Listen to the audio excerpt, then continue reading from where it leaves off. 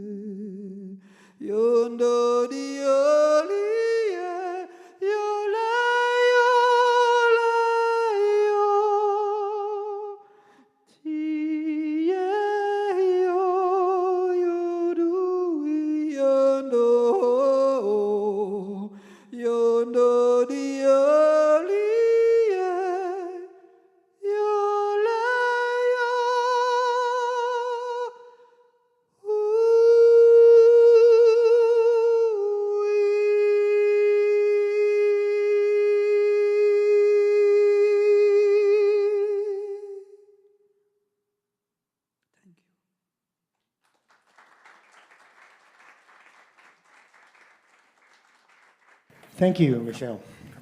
So again, welcome to the Bodhi Tree. I didn't introduce myself. My name is Stephen Powers, and it is my great honor to be the CEO of the Bodhi Tree in this incarnation. But every opportunity that I get, I like to acknowledge Stan Madsen and Phil Thompson, the founders of the Bodhi Tree. Many of you may have been there and known them, wonderful men who are still on our board of advisors.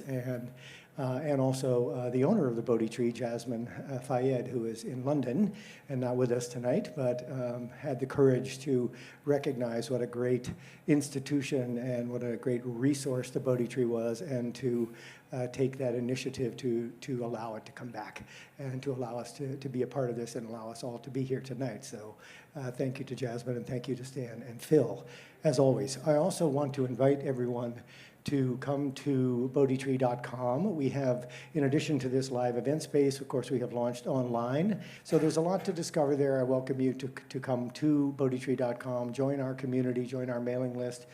So we're here tonight to celebrate this wonderful new book, the Yogi Code, which came out just a few days ago, May 9th, from Enlightened. Simon & Schuster are the folks from Enlightened and Simon & Schuster here? There you are. Yes. Thank you. Welcome and congratulations. Thank you very much. I had the pleasure of meeting Yogi Cameron now 6 or 7 years ago at Agape, at an event that we were doing there. And I'm just thrilled that we've since become friends, and I've had this opportunity to learn so much from him and from his beautiful partner here, Yogini Jaima, and it's just been a wonderful journey for me, so that I'm glad that we're able to share this with you here tonight. This is even before I was working at the Bodhi Tree. Cameron and I were talking about doing various things together, so this is such a beautiful manifestation for me. And he has been supporting the Bodhi Tree in many ways. He's on our board of advisors and spoke at our Yogananda event that we had here a while back, and has just comes in and gives me the best of his advice. So I'm just so grateful for that. Thank you on a regular basis. But there's so much more, of course, in terms of a global scope of what he has to offer, and we'll come back to that, and you'll hear much there. So our host of tonight's panel, of course, is Lisa Gar of the Aware Show on KPFK. Let's have a little love for Lisa here. Lisa is also on the board of advisors for the Bodhi Tree, but most of you probably know her for her more than 20 years on the air on KPFK, her show on Hay House Radio, her show on Gaia TV, her books.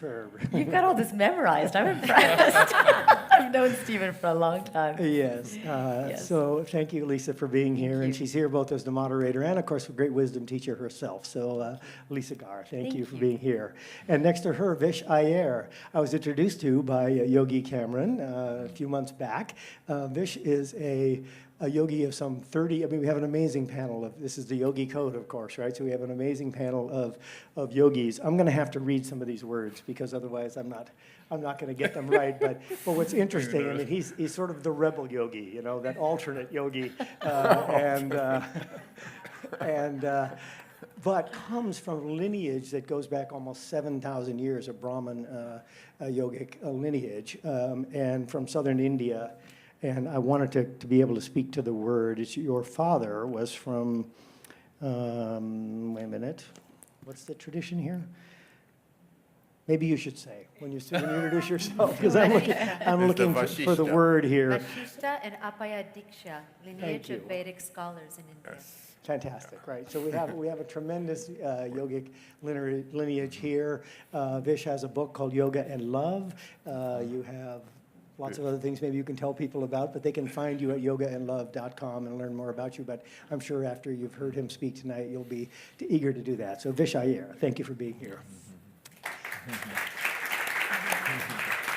And then down on the end, this beautiful, gorgeous woman is Yogini Jaima. She is Yogi Cameron's other half. And she has also studied yoga for many, yogic path for many, many years in India. And again, I had that tradition, but you're going to have to say that because I won't get the word right, of the temple that you studied in. Mukambika Temple. Thank you, yeah. And you can just see the very vestige and presence of her. The first time that I met her, I just immediately fell in love and kind of fell into that essence that you carry at all times. Yeah, it's absolutely beautiful. Thank you. And then, of course, our man of honor this evening, the author of the Yogi Code, Yogi Cameron, has been practicing Ayurvedic yoga for many, many years. He was, once upon a time, many of you probably know, one of the top male models in the world, but set aside that, he's a handsome man, I know, we all agree. Set aside that path. He's told me the story about when he saw Nelson Mandela speak was a moment of transformation for him, that he decided then to choose to to study and to deepen his own spiritual practice, and we've all been the beneficiaries of that. He's the author of many books, which you can get back here from us this evening. He had a television show on Berea TV for many years. You've maybe seen him on Ellen or on Dr. Oz or on E! Entertainment. And speaking of that, I want to mention something that we had advertised that a couple of YC's friends, Maria Manunos and Jaiman Hansu, had agreed that they could be here tonight, but they both had other things come up and were not able to join us tonight. But we still have a lot of great stuff for you, but I just wanted to mention that they will not be here tonight. I think they know a lot about you, but we're just so grateful for your being here. Have fun, teach them a lot, and don't forget to pick up the Yogi Code on your way out, buy one for your friends, and share the good word. Thank you.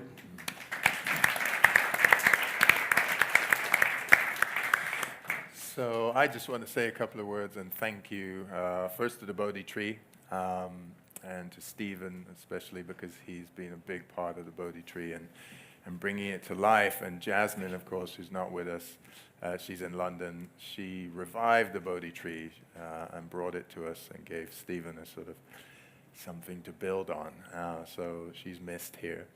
And Zina Musica is my publisher, Enlightened. She's got a great vision of bringing great thinkers together. It's a spiritual outlet for people because, as you know, we're going through some heavy times. Everybody feels it. Everybody knows it. There's lots of challenges. So we need to get into more of this talk and living and expressing and gathering, because if we don't do this together, who are we going to do it with? Because half the time we're on our computers, we're in the ether, we're on the cloud, we're somewhere on our own. So we really need to be together more. Like we used to live. We used to be in tribes and gather and be together and work it out, and it used to be better like that. So this is a gathering of the tribe, let's say. And Yogini Jaima, who's my wife and partner in all of this. So the Yogi Code itself, I was just minding my own business. I wasn't really thinking about writing. And then she came to me one day and said, the Yogi Code. And I said, great, what's that? She said, that's your next book. I was like, is it? Oh, you should write it. And she said, no, you better get busy. This is how it is. Da, da, da, da. And I was like, oh, okay. So I basically formatted it. I put it together. I gave it some life. But the sort of... because the way we live, Shiva Shakti, the male-female, the relationship that we have is more about creativity and getting it done. So Shakti is the creative one. She's the one who says, this is how it is, and puts the picture on the wall. And then Shiva comes along and goes, okay, I can do that. And then puts it together and throws it out into the world. So that's sort of how this all came about. So I'm going to let her, in an eloquent way, tell you all about the Yogi Code. So, and thank you for being here. It's wonderful to see your faces and to have this sharing together. Okay. Good evening, everyone. I'm Yogini Jaima. Let me explain to you why I came to him and thought that it was important for him to manifest these codes and these teachings. 10 years ago, I went to India for my first time to study Ayurvedic medicine. Ayurveda is India's natural medicine system, and I was suffering from some long-term ailments, which had me taking a handful of prescription medications, but none of which were working. I had heard that Ayurveda gets to the root of disease in the body. It doesn't just treat the symptoms, and that's something that rang true to me, so I went to go study it direct from the source. My daily curriculum there started with morning yoga. I had learned that yoga was a sister practice to Ayurveda. They were actually practiced together. I was not a yoga practitioner at the time. I had taken yoga classes before, but was only familiar with the physical aspect, the asanas, the postures. So there I was, alone in India, doing yoga every day for my first time. Now, what I didn't know was that actual yogis, master yogis, were teaching me. And the practices that they were giving me went far beyond the physical aspect. The practices they were giving me were starting to activate and manipulate energy within my body. And as the weeks went by, they would give me a practice, and then they would give me another practice, and before I knew it, all of my ailments were gone. And I had this clarity of mind that I had never experienced before. I was so grounded and peaceful. I didn't even realize how much I was suffering before until I was on the other side of it. You know, I had been pushing myself to the limits for so long, and the body and mind was under stress. But here I was free of that. And I had changed so drastically in such a short period of time that it forced me to examine the cause. Yoga. But not the yoga that most of us know here in the West. Yoga, a complete science of body and mind. It's a science of energy. After all, we are compressed energy. This body is made up of 7 billion atoms containing energy, all communicating with one another. It's a highly sophisticated system with 72,000 energetic channels. Some of them are major channels.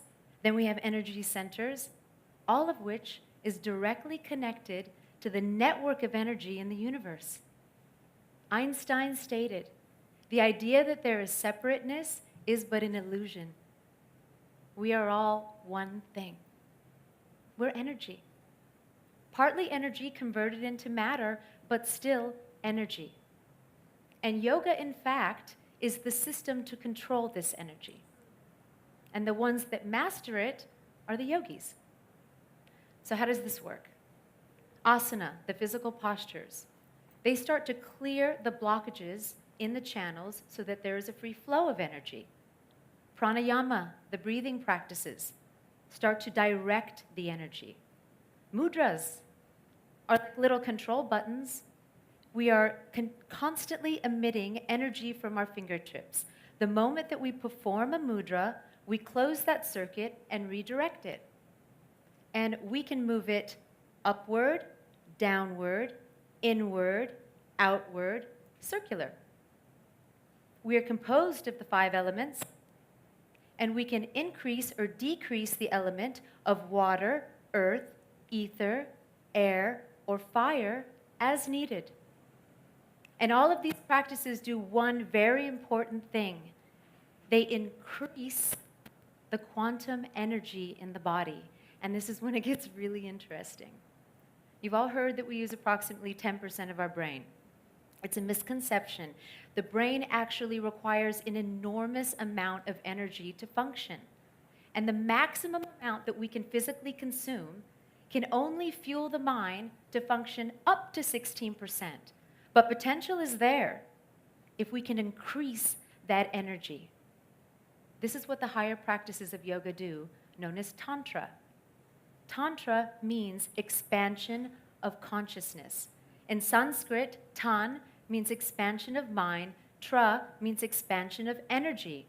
When you do these practices, you are increasing that intake of energy that can further fuel the mind and expand your consciousness. Increase that percentage. When you do them, you are tapping into your higher faculties. The mind itself is so powerful. Our thoughts themselves are superpowers. They operate at a very high frequency. To understand this, you need to understand sound waves. Sound has 4 manifestations: gross, subtle, mental, cosmic. Gross is like the spoken word. It operates at a low frequency. Subtle is like a whisper, and it operates at a higher frequency. Mental noise.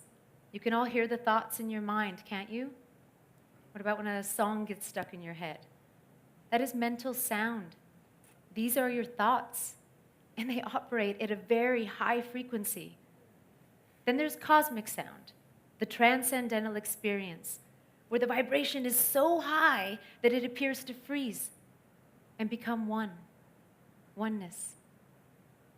So, our thoughts are operating at this very high frequency, but with on average 70,000 thoughts that we have in a day, that high frequency vibration is being emitted and then quickly replaced by another thought. So this is happening. But imagine if you could focus on one thought, and if that high frequency vibration was held. This is the power of intention. The Vedas call this sankalpa, the power of will, Isha Shakti. And whether you hold one thought or you keep repeating it again, that's a yogic practice called japa, you continuously are emitting that same high frequency vibration out into the universe. It's like a laser beam, and it travels far. And energy attracts like energy. It's the law of attraction. So your thoughts have the power to become a magnet and draw towards you whatever it is that you're thinking. Every single one of you has the power to attract whatever you may ever need or want in life. We are all a powerhouse of untapped potential. We just don't know how to access it. And this is what the Yogi Code is giving you access to, your own higher potential. In India, I developed a routine. I started to do the practices, which started to expand my consciousness. And in that awareness, I started to set intentions and live a life of purpose. On New Year's 2012, I set one specific intention: to know love. I had done the work on myself, and I was ready. Some months later, I was in Cambodia doing my seva, my service with the Cambodian Children's Fund, when Yogi Cameron, who was also there doing his seva with another organization, came back into my life. And I say back into my life because he was, in fact, one of the master yogis that facilitated my growth back in the beginning in India. At that moment, we knew we were meant to walk this path together and spend our lives loving one another. So I began living a life of love. Routine, practice, self-study, intention, purpose, service, love. They are 7 universal laws. It's a yogic code, a formula. And the past 10 years of my life are a testament to it. And this is what the Yogi Code is giving you, this formula. And you don't have to understand anything that I just said for it to work, because I certainly didn't when I started doing the practices. But do them, and they will activate your higher faculties. They will lead you to access your highest potential. And that is what I came to him and told him.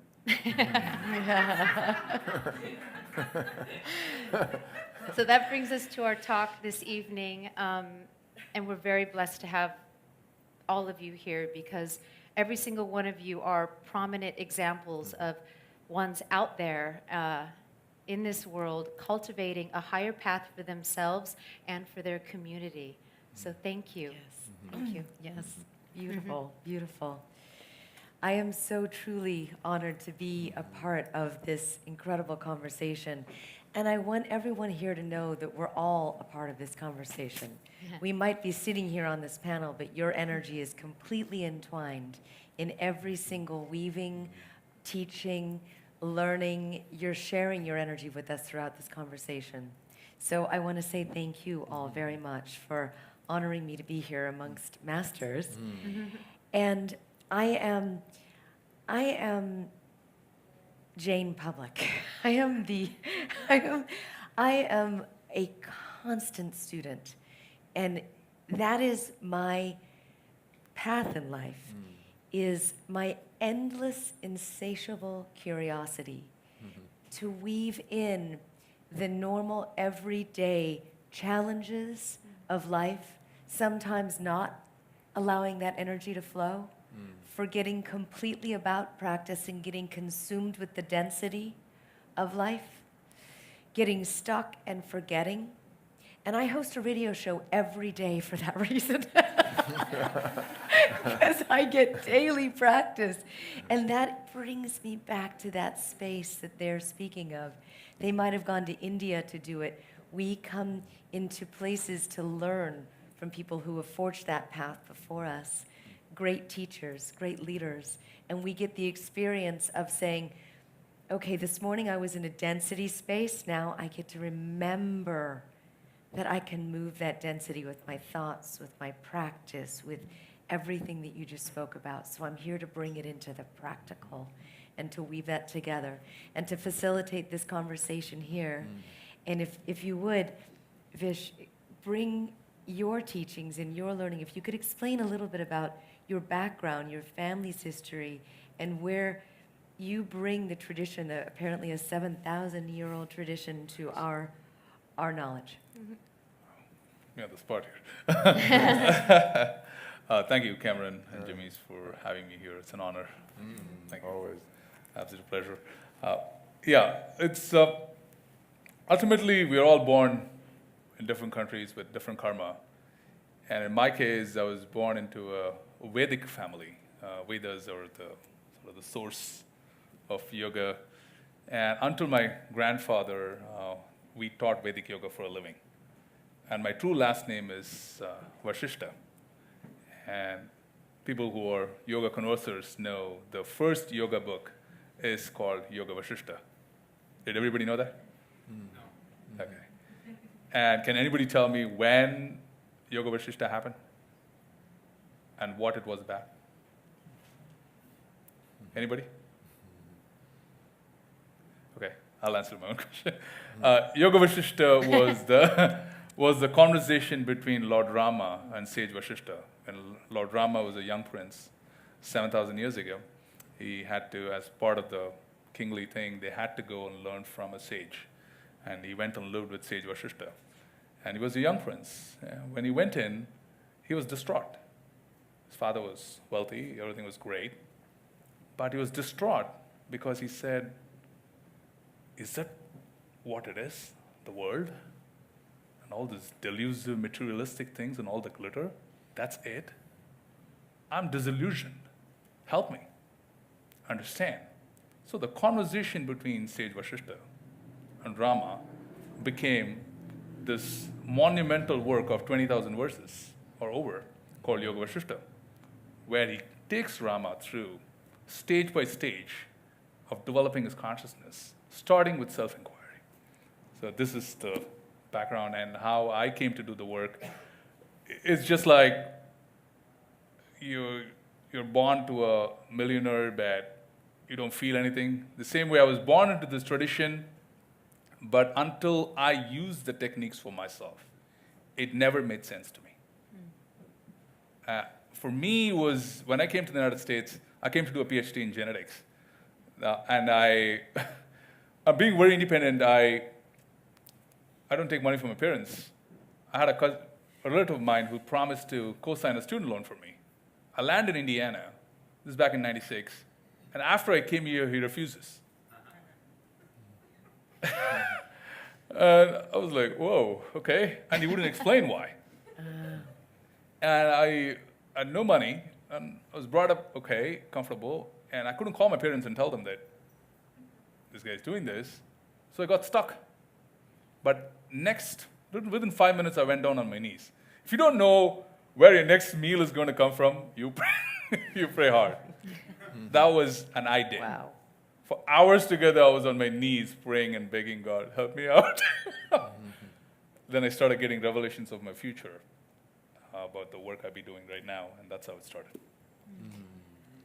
That's a beautiful story because you went through this level of suffering Yes. where you were almost forced to use everything that you had learned. Absolutely. Yeah. Yes. Yeah. And how often have we all done that?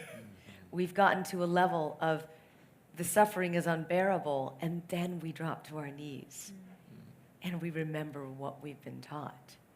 And my goal is to shorten that period of time and to not get to the level of devastatingly suffering.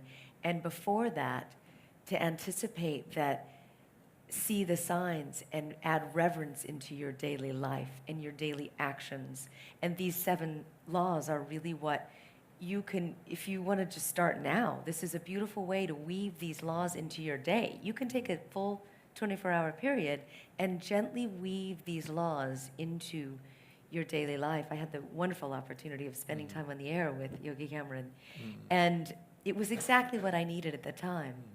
And so I offer you, if you could, bring us, as you did on the air that day, to how we can weave these into our daily life. Yeah. Well, the text that Vish is talking about, you can't really understand them, right? The Vedas, you don't read. They're chants, they come to life when you use them. So what we tend to think is, a book brings that to life. A book really is the inspiration. So you read first. But then you need the tools. So within the book, there's the tools, but then there's the doing. So it's in that sequence of reading, understanding, picking up your tools, understanding how to use those tools, and then using them. And we fall short in the usage of the tools. That's the problem, right? Because we're too often told that it's very easy. You'll get there. Don't worry about it. And like he said, when you're hungry, there's trouble. The soul is going, you better change. You better do something. So what we do is we hold these tools so we can get out of trouble, so we can live joyfully. So we don't go bounce back between these two extreme places. We can be more in the middle because we can see here comes a hard time. I've got the tool for that. So this is what the Yogi Code is. It's a system. Instead of taking bits from places and mishmashing them together, you have to follow a system if you're going to be, successful. So your computer, for example, has a system within it, and you use it, and every day when you come and you open your computer, you expect it to work. Now imagine there's a mishmash and the computer just doesn't work. So often in spirituality, we think we can just take a bunch of stuff and experience stuff from all over the place, and we can make our own. And I don't know why we do that with spirituality, because spirituality is the one thing we need. We can always replace the computer, right? But we can't replace this mind of ours. And whatever we put in it is exactly is our actions that come out. So the Yogi Code is a system. So the system is your first code is your routine. And the reason the routine is in place is because from the moment you go to bed to the moment you get up in the morning, you live your life. That's a DNA strand of habits. So habit, right? Now you need to edit this DNA, right? It needs editing, desperate need of editing, because nobody can just do whatever they want. We're sort of told this thing that just live fully, do whatever you want, live to the fullest and all that. Enjoy, be pleasurable, be comfortable. And all of us know when we get a little too comfortable, just the chair is not there and we fall on the floor, all kinds of stuff goes wrong. The yogis and this path that we follow is, yes, life should be comfortable, but it shouldn't be so comfortable that your back hurts and you're not doing the things that you're supposed to do, and you get so comfortable that you're not actually living the way you should be living, right? So the routine needs changing. So we start to edit the routine a little bit, we make some time, and then that brings us into the second code, which is spiritual practice. And we need that grounding, that foundation, because we know how difficult life is. And if we don't have that foundation, and we don't do a practice every morning, like if you grab your phone in the morning, you have your coffee, and you do all that, that is one type of practice. That is, I know you relate to that. That's very good. But that's not foundational building, right? So again, when you built your house, right, you had it checked out, the foundation was there. So if you wanted to rebuild that house and you wanted to knock it down, you could build another house. So again, here we want to build a foundation that if we need to change our job, if we need to change something, relationship, death in the family, whatever happens, we can readjust. So that foundation doesn't go, whoom. So that's the second code. We build our foundation. I want to ask you, because you did a beautiful explanation of the practice of a specific type of breath. And if you could take us through a little bit of that, because it would really set everyone to have an experience of what that practice is and how breath resonates throughout the entire body, as you've beautifully explained, to reset those billions of cells in our body. Would you mind? Yeah. So in the practice section is 5 practices. And everything at the beginning was sound. So we say Om was the primordial sound. And out of sound came light. And then from there, everything trickled down and became material. So I don't put any physical practices of asana in the book, because all of that is, you can find anywhere. We have a membership site. It's on there as well. But what we do is we go first into the breath. So controlling prana is the first step. Because as you know, if you're out of breath, you can't control anything. Emotions are all over the place. You're running around. You're kind of anxiety-ridden. So first, we can control the prana. It's the physiological aspect of the body which is voluntary or involuntary. So what we do is we make it voluntary. So involuntary is you're just breathing, you're doing your thing, you're living, your breath is doing whatever it does. And then the next thing that happens controls your breath. So here we're taking control of the breath. So once I'm breathing and prana is in my control, then I can shift and start to control the vibration in the body. So humming bee is the next practice where you put your fingers in your ears and you do this loud humming in and out.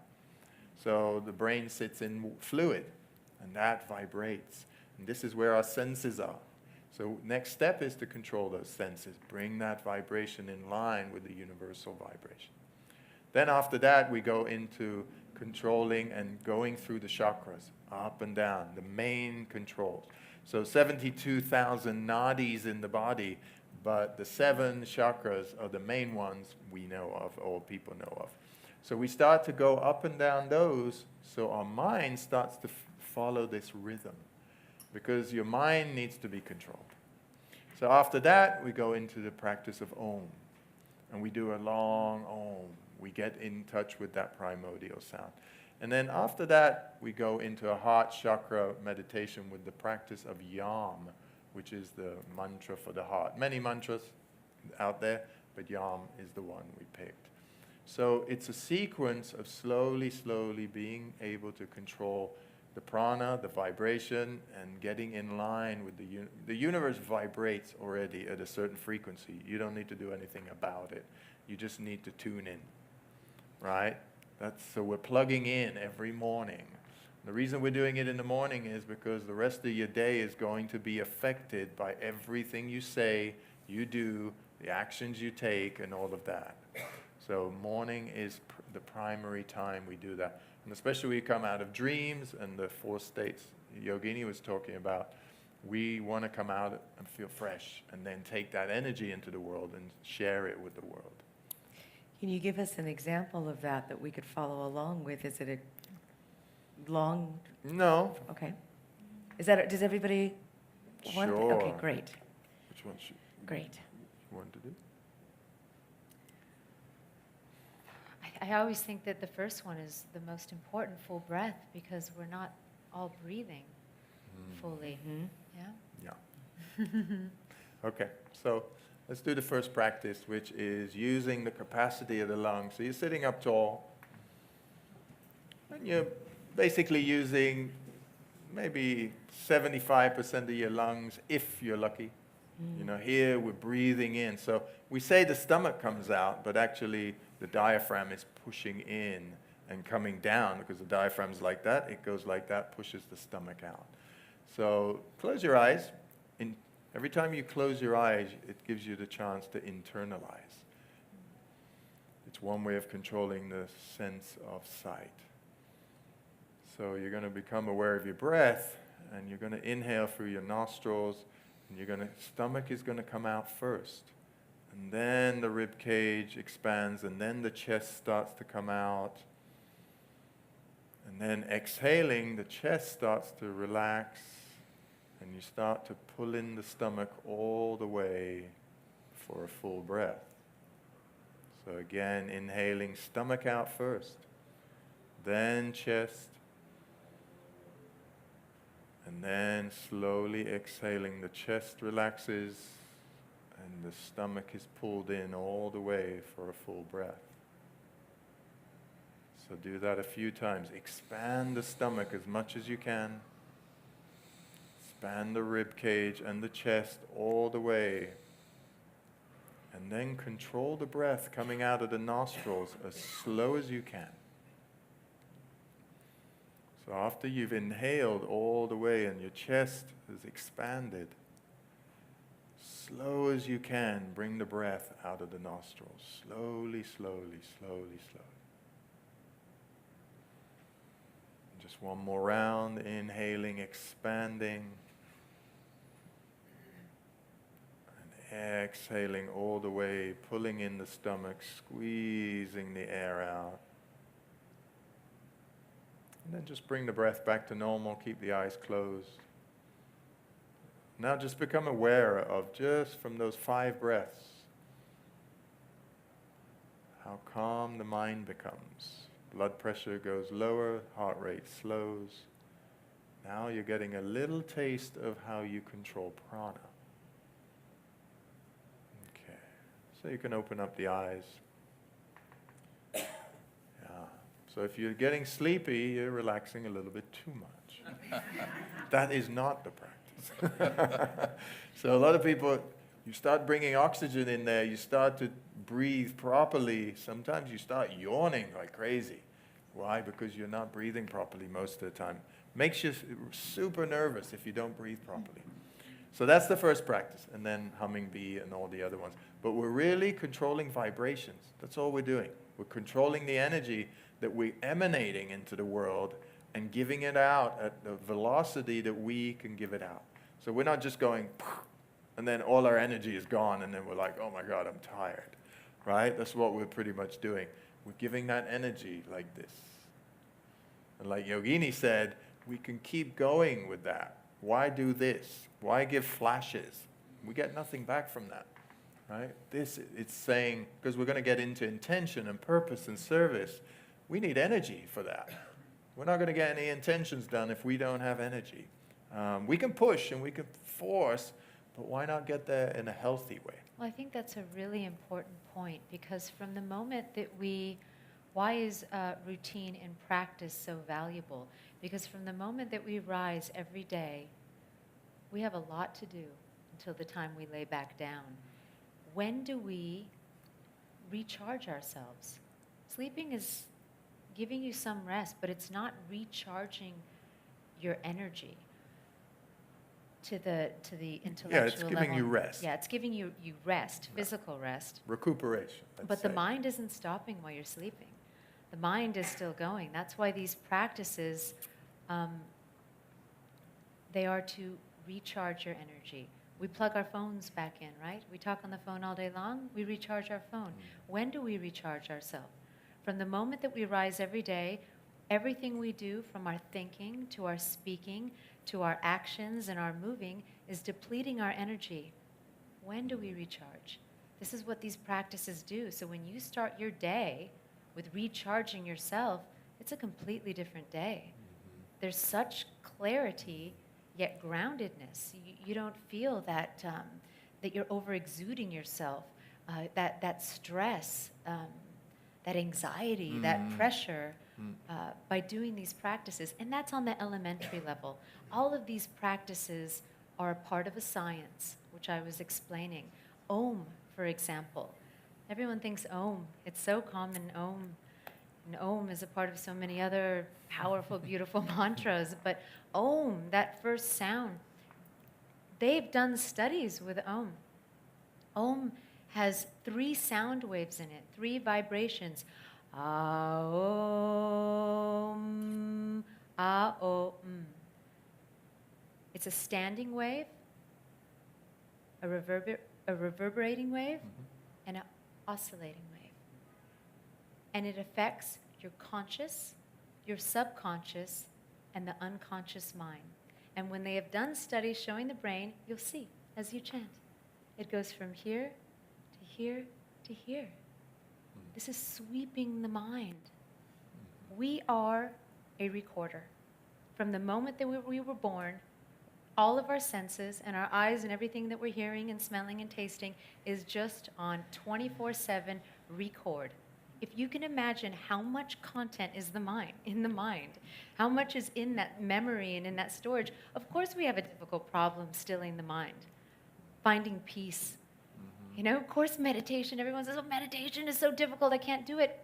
You don't need to meditation. I'm 10 years into this and I'm just starting to have moments where you can drift into that. Just focus first. Just breathe first. And that's how powerful it is. Huh? Yeah, I think meditation is giving people more stress. No, really. Let's talk about I can't do it. You guys, we're family now. You got to be honest. I'm treating more people who are trying to meditate and they're getting stressed out. Is that not the case? Right? It's impossible. When Doing it right. Yeah.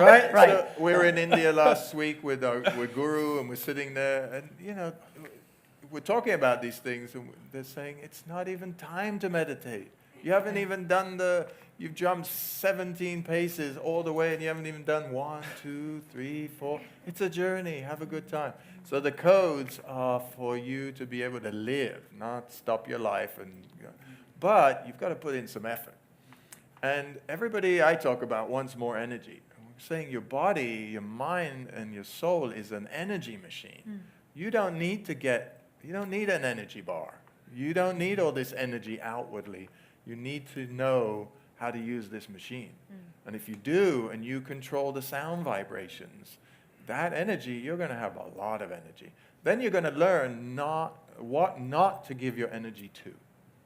Right? Because if the things that you own you, that's been said before, then you're giving your energy away. So that's why we said don't grab your phone in the morning, because now your phone's got your energy. Right? Don't go on your computer. Now your computer's got your energy. Everything you do has to give you some energy back. It's an exchange. We're in an exchange here. If it's a one-way thing, then, we're losing a lot. Right? So when you get up in the morning... What is your practice? Yeah, he's doing like 18 hours. He actually doesn't sleep. Yeah. He's actually not here. His body is here, but... It's a holograph. He's like... On the step of practice, Fish, what is your daily practice? My daily practice, I follow Paramahansa Yogananda. He's my guru. And he has a set of systematic practices. So I'm up at 4. I meditate for an hour and a half to 2 hours. Just going through the practice. I'm still struggle after 34 years of meditation. So I just want to say that I struggle every day. Just cut And us I all enjoy a the lot struggle. of slack. Thank you. I enjoy the struggle, and it's important. It's so important to understand that it's not like getting a degree or acing a test or becoming a great entrepreneur. It's not about acing and winning. That's all from the ego. It's just about being. And why is that so important is because why love? Why meditate? Why all these practice? Why? Can anybody tell me? Yeah? Inner peace? Yeah. But why inner peace? Because it feels better than chaos. But why? Because when you're spinning out of control, you can't center like you can with your breath. Yeah, why? You can see where he's going with this, right? You understand yourself Why? because you know where you're at, you're present, But why? because it's our essence. All right. Okay. Before we can keep going on. But simple answer. We came from bliss consciousness. We came from love. The Western view of time is linear. It's like this. The Indian view of time is circular. Circular meaning we came from bliss consciousness, this higher power, and we are wending our way back, whether we want it or not, whether we like it or not. And that bliss consciousness is programmed into our consciousness in the physical level, in the DNA, in the astral body, and the cosmic body. So we cannot help but seek peace. We cannot help but seek love. We cannot help but seek all these beautiful things. And that's why, because it's in the memory. That's why, and meditation is the most powerful. Yoga is a technology which helps you get there. That's why. Back to bliss. Back to bliss. Exactly. Back to love. Yeah. Back to love. Well, it's the fun. It's our DNA. It's in us. That's why no matter what you get in life, you're always going to feel like a void, right? How many of the richest people do we know, or we've worked with, or we've been with? You know, in the book I mentioned, somebody, and I say, this is top 5 richest people in the world, biggest brain in the world, and it just in a question of why are you here was lost. It was like, oh, that's a great question. That's all he said to me. And I said, oh, okay, this person has dominated, has become a connoisseur, has complete control over the matter, but hasn't got control over the other part, right? So why are we here is the bigger question, right? That's the purpose. So routine, practice. Then once you're doing your practice and you have a foundation, now you go into self-study and knowing yourself. Now you should know yourself better than anybody else. So when your friend says to you, you're like this, you should know. You shouldn't be saying, no, I am not. That is not me, that is rude. Right? So you should know yourself better than everybody else. That's the next step. That's the next code. But you can't get to know yourself unless you have a spiritual foundation that you made room for through your routine. That's why it's weaved in like that. So once we start to understand ourselves, we start to make decisions based on what we want. Now, this doesn't mean that you're spiritual, you're healthy, or whatever. It doesn't, I mentioned one of my good friends years ago in another book. I said, he was such an authentic guy. He'd come to my house when I first got back from India. I was in Spain for a while. And he'd come in, look at my fridge. He'd be like, oh, my God, your fridge is empty. Let's go out drinking. Let's have a good time. Because he knew me years back before that. And he was living very authentically. So getting to know yourself doesn't mean that you suddenly become spiritual and you give up everything and you move away. It means you live according to how you want to live. So he would go out. He's a music promoter. He would enjoy life, eat, drink, do whatever he wants. Very authentic. So just to relax you all so you don't think I'm pushing you all to the Himalayas, knowing yourself is about not wasting time on things that are not for you. That's all it is. It's a huge time saver. You're not sitting there pondering, I should do this and that. No, I know. I know what, I should do. Because you start getting in tune with your nature. Ayurveda teaches you Prakruti. You come into this world with Prakruti. You cannot change it. You can beat your head against the wall, but you cannot change it. So that's the third code, is getting to know yourself well. So from there, you can move on to the next code, which is intention. You can't set intentions that are specific if you don't know yourself, right? You just make up haphazard intentions because you just don't know yourself well. And you didn't have a spiritual foundation, so you didn't know yourself. So intention is something everybody speaks about these days. My intention was this, but something else happened. Right? I hear that more than anything else. Right? Well, it's a little bit of a trap, and talk about that, because people actually are setting intentions without knowing their self, and that's why it's a very important step on the path to know yourself, to become aware, first to create this foundation. The first step is awareness. That's when you're like, what am I doing in the days of my life? What is my routine? What are my habits? All right, maybe I gotta kind of clean some of this up and resort this. All right, now I'm gonna start doing these practices, and they're gonna do what I spoke about earlier, and then know yourself before you start setting intentions. Otherwise, you set intentions that are completely in conflict with your nature, and you're setting yourself up for disappointment. You're setting yourself up for stress because it's not in line with your nature. So that's why that self-study stage is so important before you get to the point to start setting intentions. So you're aligning your energy with your desires. So they can be real for you. You are doing all of these things anyway. We're just putting them in order. That's all. But the order is important.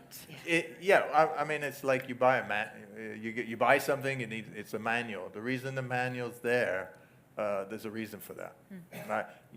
There's a banner downstairs. It says the Yogi Code. Now, I'll confess. So I ordered this banner. It came to the house, and I sort of looked at it, and I pulled this thing out. I didn't look at the thing. I just started messing around with it. I pulled this thing out, and the whole thing went, and and I messed the whole thing up. Before I had stuck the banner on there, and it went in, and it rolled in. The whole thing rolled in, so I couldn't get it out. So then I had to send it back and say, you know, I probably didn't say the truth either. Yeah. But here we're not talking about the truth at the moment. And I don't know why I'm confessing. But anyway, the point is there was a manual. And by the way, this manual was only one page with three things on it. And at the bottom, in great red letters, it said, "Do not pull the lever before you put on the poster." So this is part of you don't know yet. Then. exactly. All the time, right? So I do know this, but thank you for pointing that out. I am not a great manual reader when it comes to those things. I should not be doing that, but I decided I could do it. So that's the point. Is the manual's there for a reason. So all we're doing is putting the manual in front of you and saying you are doing these things. So let's put them in order, and then you can live in that way that you want to. And no, your troubles are not going to go away. Your hardships are not going to go away. But you're going to be, like Vish said, you're going to be glad they're there, because you'll say, "Oh, this has meaning." Because we're not talking about things that you keep repeating. That's just frustration.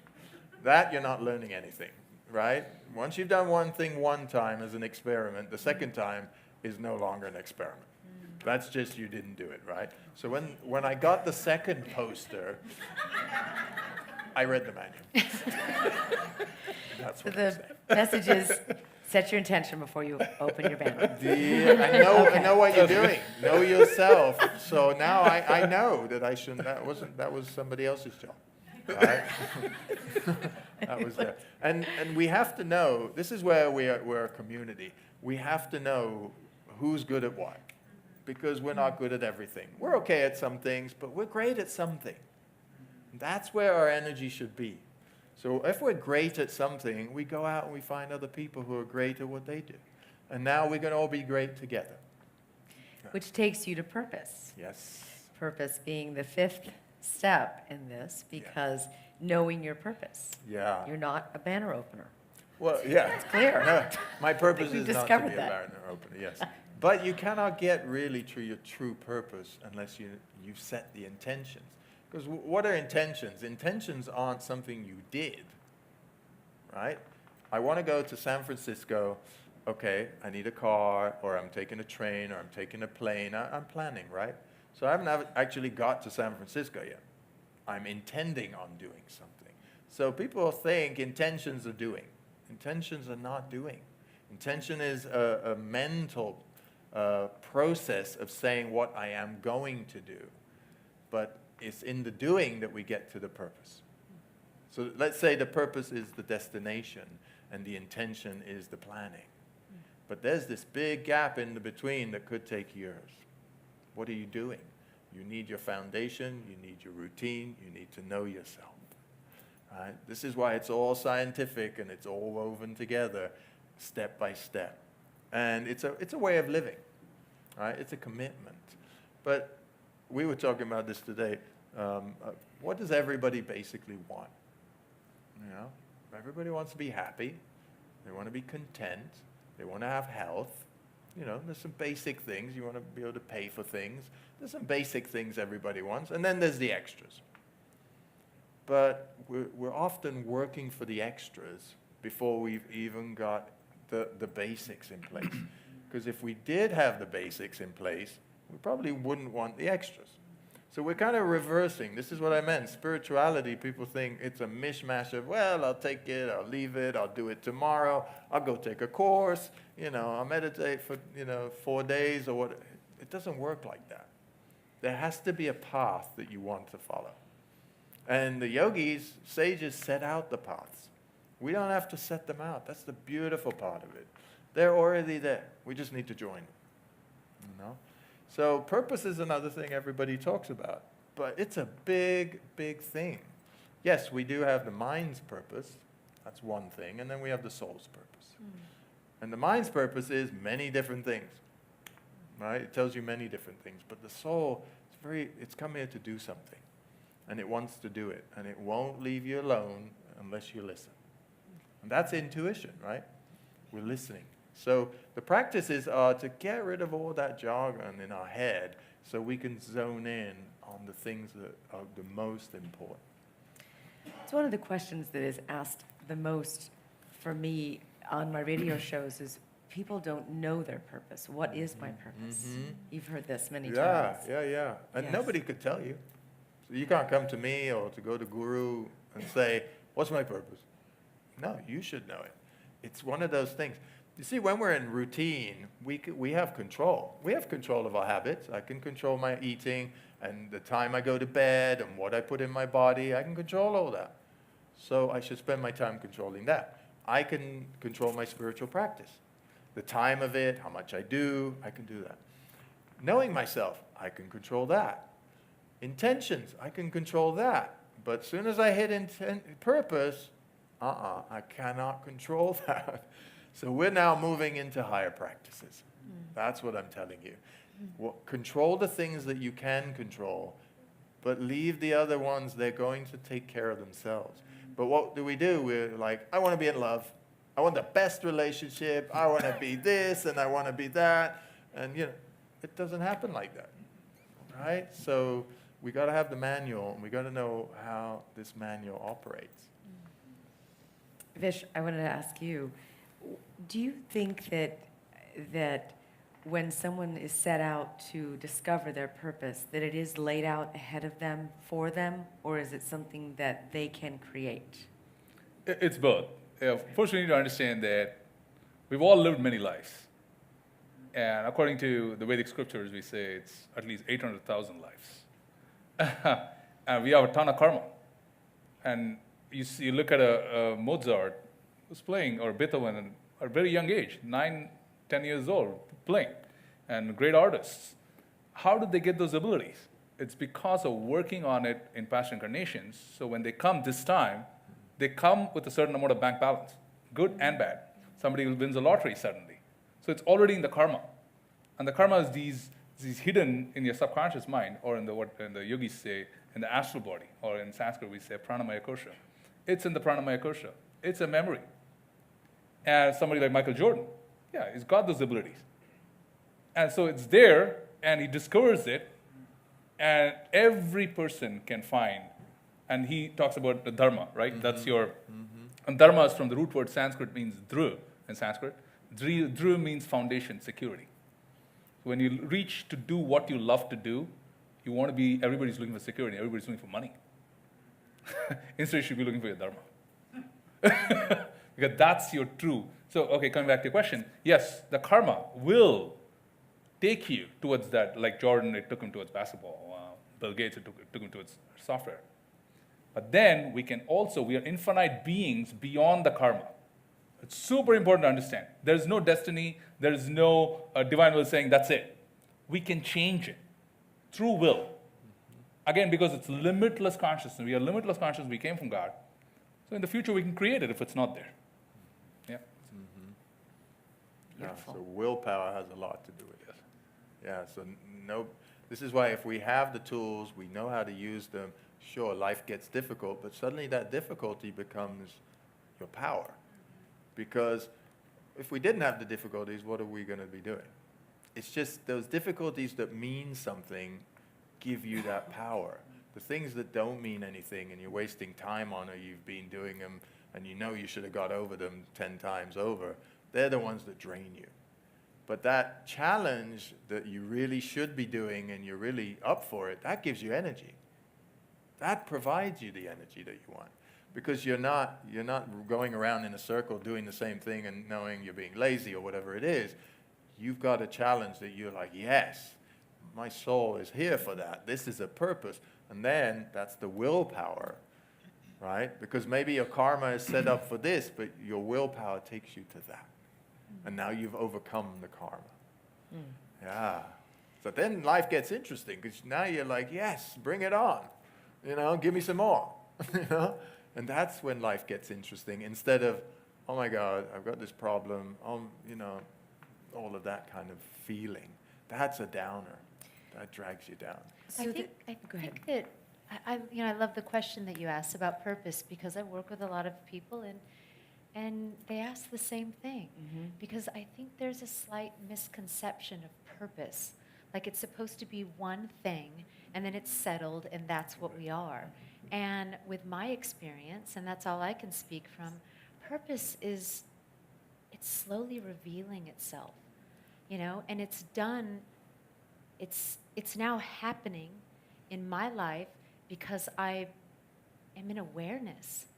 And so the intentions that I'm setting and the days of my life that I'm living are in this awareness. So my intuition, which is what awareness brings you, it awakens your intuition. Your intuition guides you. And you start to feel like life has a different purpose than it did before, than when my mind was making all of its choices and saying what should be done. When your intuition is guiding you, suddenly the purpose it's like a cloud you start sitting on, and it just becomes more and more solid, and you're experiencing it and living it. And I think more at the end of my life, I'll look back and be able to give you the one solid thing to say, okay, it was this, and this. But that's the mind playing tricks on us, you see. The mind, purpose is a higher practice. It's more subtle. The mind wants concrete answers. That's the ego aspect of the mind. It wants it. And so if you don't give it to it, it's going to get upset, and then it's going to make you feel bad about it and think that you don't have a purpose. But if you're doing this, and if you're living in awareness, and in this awareness, you're setting intentions in your life, the purpose will reveal itself. And you'll feel it. So question then, why do we suffer? The mind. Because we don't accept. Yeah. Yeah, it's in the unaccepting of the reality, because the mind is making its own altered reality constantly based on what it wants, because it's not tuned in. So here we're trying to tune into the higher frequency of the mind, not the lower frequency of the mind. So this is why we say less desire, less pleasure, less comfort. They're still there, but they're not the primary point. We're flipping it over. Whereas everything you read about, everything you look at, and advertising and everything else says pleasure, comfort, you're in control, da-da-da-da-da. And of course then you keep going, yeah, I really want this, I should be in control, but you're not in control, because you haven't tuned into the higher frequency. And by the way, the higher frequency is what you're looking for anyway. Your soul is already saying, I already have the power. I'm not looking for the power. I already got it. It's just you're distracting me, and you're taking me on this journey of all over the place. And you're coming back anyway, like Vish says, in a circle anyway. So do whatever you want. And the mind goes, whoopee! And it goes. And then after 50 years or 20 years or whatever it is, you come back and you go, oh yeah, what am I doing? Right? That's it. And that then gets you into service. Yes. Which is then the sixth step, yes. Yeah, so as we're moving into these higher practices, service is there after purpose. Because once you started to discover the higher purposes, you can't help yourself but want to give it. Because it has no meaning to hold on to it. Right? When you discover something so amazing and you're coming from the heart, you don't want to hold on to it. You want to give it. Right? So that's where service happens naturally.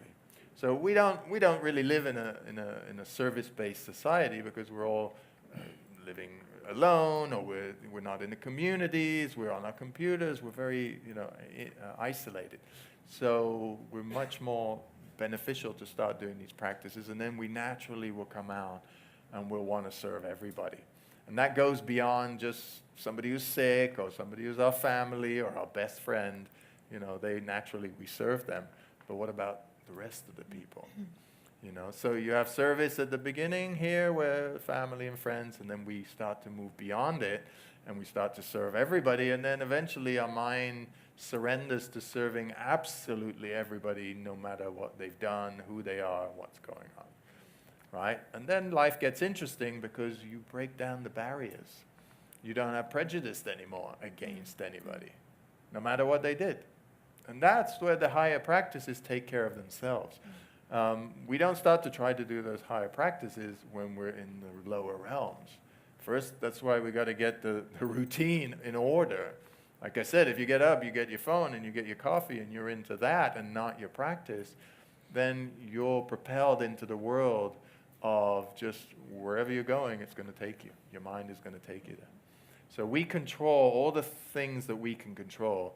And then once we land in purpose and service, and now we're going into love, those things are taken care of. Well, service is a part of the path because the energy needs a channel to express itself. And you know, with Yogananda, you're always doing seva. Mm-hmm. You know, you're always, because... Yeah, this guy is available 24 hours a day. You should test it out. His phone number is on my website. Call him up anytime you want. And no. And the funny thing is, you think I'm joking.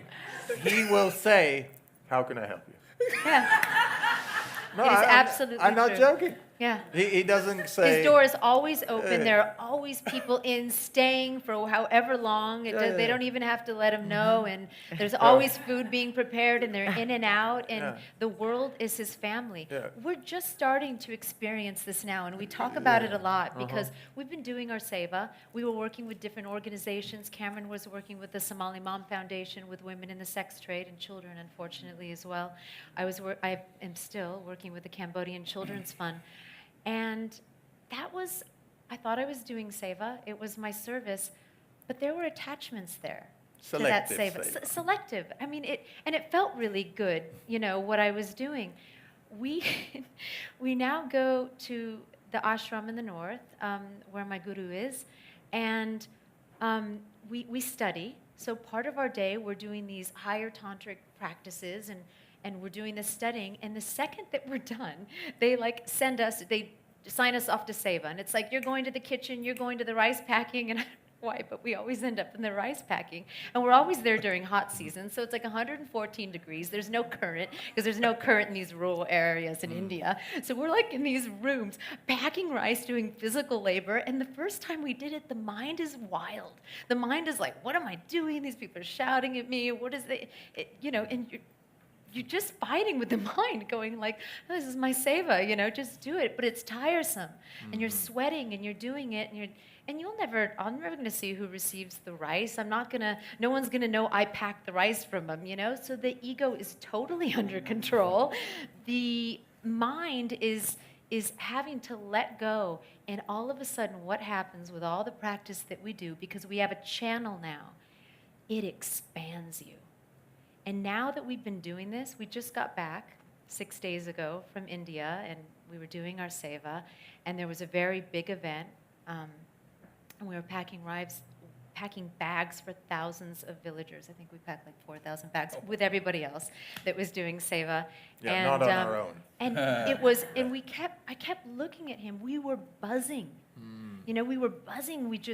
We had such focus, and it was like, what do you need?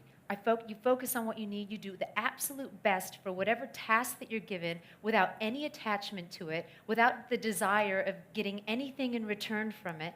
And that is a true act of compassion. An act of compassion is performing an act of love without the desire of anything in return. How often do we get an opportunity to do that? Somehow we have attachments, or we're expecting something, or even a smile, or someone to maybe say thank you, or even if we don't need thank you, some energy maybe we're needing. But when you're doing this, it's not, and suddenly I got home, it was like a free-for-all. My family was like, can you do this? I was like, yeah. You just start, you have that, because you're operating in this energy, you just start serving everyone and anything. Whether it's you, I don't know you, I'm here to serve you. You're my best friend, I'm always here to serve you. And it just expands you like this. And that's what service, through my experience, has done, and it's changed in the past year. Well, it becomes a part of the practice. So Guru is giving you the higher tantric practices, and there's many higher ones. But the seva is the most important part of it, because you can't understand these other practices and move on to them unless you do this wholeheartedly. So that's the point, that's the part of the training they don't tell you about. They don't. Right? That's the part they don't tell you about, because they want to see, how are you reacting? How are you taking in this practice? Because this practice I gave you of mantra, yantra, mandala, and all these other things, they come to life. It's easy sitting there, right? You can sit there, be peaceful, look at the thing, say Om, wonderful. But then can you go and interact with 100 people and do it and be told and now and da-da-da-da-da? If you can get through all that, then the next practice comes. Because this practice, the heart of it was actually in here. Now you can move on.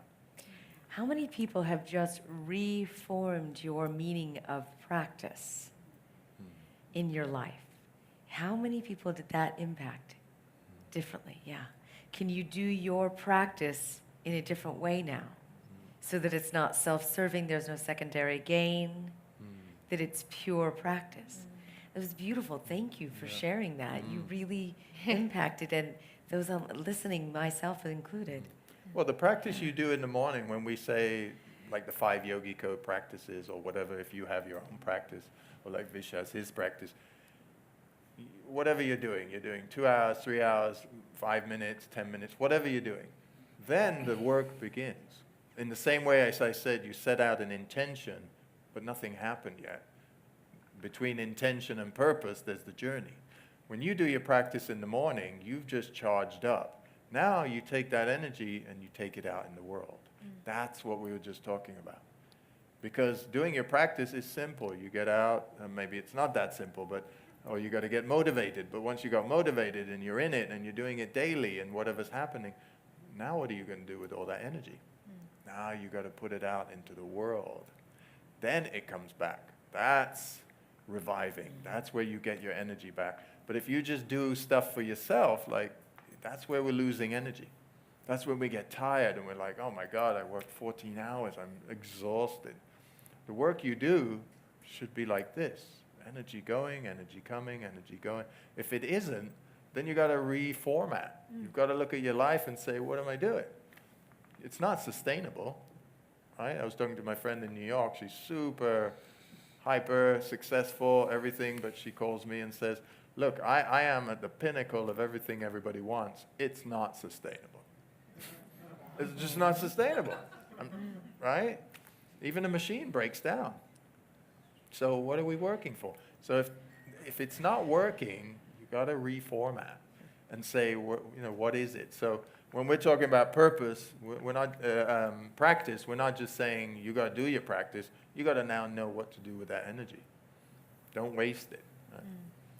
And then the 7th step here is love. Now, Vish, you wrote a book with that very word in the title. Yeah. Yes. I tried to. You tried to. What is the name of your book? Yoga and Love. Yoga and Love, yes. Beautiful. So could you speak on love, and then I'll have you complete that of the practice in your book. But could you speak about how everything ends up in love? All right. From the great masters, and it's important to listen to them because they took the mind as their laboratory and gave their life to finding the purpose of life. And they've said the purpose of life is to find God because we came from God. God meaning can mean different to different people. Simply, it's the bliss consciousness, it's the love. And there are life purpose of doing work, but the highest purpose, the true purpose, is to find the divinity within ourselves. And as long as we follow that, it'll be great. Coming to love. For most people, love, at least for me, is just an idea. And yogis say love is a conscious, blissful experience. So our job is to take what we know as an idea and to experience that love as a conscious, blissful experience. And I'm a love author, and I'm supposed to have my own definition of love, and I make an attempt. My definition of love is an ecstatic oneness experience where there is forgetfulness of your lower self. I repeat that for dramatic effect. Love is an ecstatic oneness experience where there is forgetfulness of your lower self. And this statement is true whether I say, I love Chai, I love him, I love her. Every time I say that, it's an ecstatic oneness experience. And what is yoga? Yoga, the word yoga is from the root word yuj in Sanskrit, which means to yoke, to join together, to become one. So the process of yoga is a process of becoming one with that higher consciousness, with that love. And that's why I named the book Yoga and Love. Now, what makes yogi special is because they look at love not as an idea, not as a concept, not as an emotion. The brother here wrote in the book, love is not feeling, it's a knowing and a being. Beautiful. Absolutely. So what makes the yogi special is they don't talk about ideas, they don't talk about woo-woo. They look at love as energy. In Sanskrit, there's a word, we say sarvam pranamaya, meaning everything is prana, everything is energy. That's one. And the second phrase, very important, because it sort of gave rise to modern quantum physics. In Sanskrit, we say, ekam sat vipra bahuda vedanti, which is the phrase Heisenberg learned. So everything became the many. The one became the many, and the many is trying its way, wending its way back to become one. It's the fundamental structure, and which is what quantum physics is built on. Well, like I'm looking at you, I'm looking at the chair, and she beautifully started and said everything is energy. But why does the chair look like a chair, and I look like me, and the camera? Can anybody tell me why? Oh, beautiful. Yeah, because it's nothing but a rate of vibration. The chair is vibrating at a certain frequency, which is very different than your individualized consciousness. Okay, now that love is Kabir, one of the greatest poets of India, said, "It maketh me smile to think of a fish in water thirsty." We are swimming in love. It's all around. It's the universal consciousness. It's right there. But we are not able to feel it because we are trying really hard through the senses to feel it. And the sense is what in Sanskrit we call manas. It's very gross matter, materialistic matter. And that is why if you do a practice like this, it systematically takes you from a material consciousness into a transcendental consciousness by mastering energy. Once you master the energy state, you can master your emotional state. Once you master your emotional state, then you're ready to talk about love. Yeah, I can master my feelings, I can master my mind. You can get into the Buddha state from that point. And I didn't understand this, and it came, I still don't, and I still wrote a book. And that's the irony of it. But it came because, like we said, we know that we came from love, we are wending our way back to love, but people like Jesus, the Buddha, Krishna, they don't need a companion to help them find the divine consciousness inside. So they don't need an outward help. So they are their own soulmates. Their own higher consciousness is their own soulmate. For the rest of me, the rest of the whole world, we need another person. And that soul helpmate helps you, not a soulmate, a soul helpmate. Because every human is designed to be self-sufficient. There is no half soul, there is no...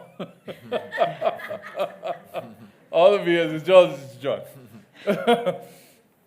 Every human is designed, like you just say, I can love my wife, but if I'm hungry, I'm still going to eat, man. You can't eat for another person. Even a simple act of eating, you can't do for another person. So we're all designed individually to be self-sufficient, and we need help getting back to divinity, and that's where the whole romance comes, the love comes, relationships come. And that's the whole, and that's why I wrote the book, because I experienced it. Because of my wife, my wonderful wife is, all these people, they're saying, oh, there's always food, there's always everything. It's because of my wife, not because of me. I just eat. Look at me, I mean, hello. It's because of my wife. She's not Yeah. here because we just had a baby. And, Congratulations. Thank you. Yes. Yeah, Yes. it's because of her. When the great master said that